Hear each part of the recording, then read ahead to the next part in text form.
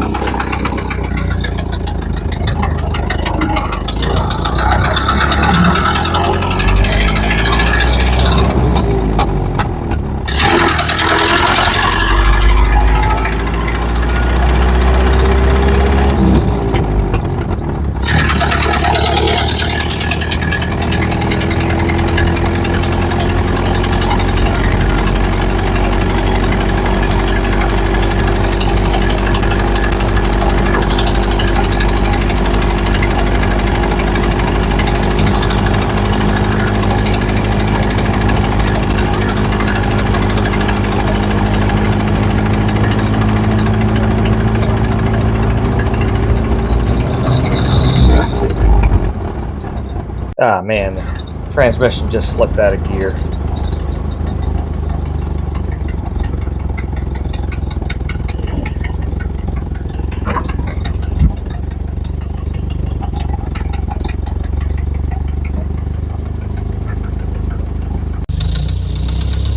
I have a co-pilot for this trip, and also my GPS speedometer is on the dashboard so you can see it too.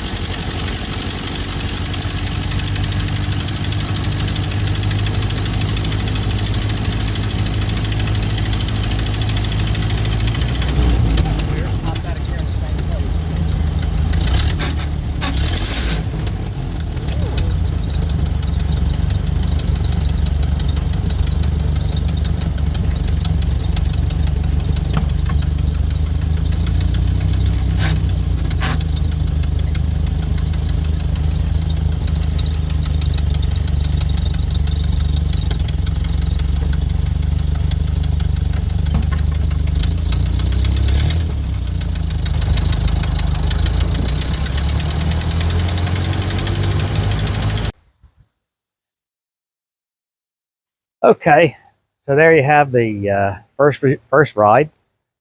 Like everything else, mixed results. It's a little disappointing with the third gear thing, but everything else seemed really good. It steered good, handled good.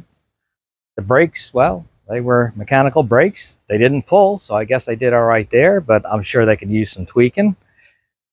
First ride up the road and back was good. The second one went up the road, and when I came back and I came over that hill in third gear, as I started going downhill, about the time the speed of the engine was matching, I guess matching the transmission, it just slipped out of third. So I went back up the road again. Same thing, come over that hill, and at almost the exact same place, it just slipped out of third. So I got to see what I got to do with that. I'm hoping it's not major. I got to do a little research. But there we go. There's my first ride. Mixed results, like everything else.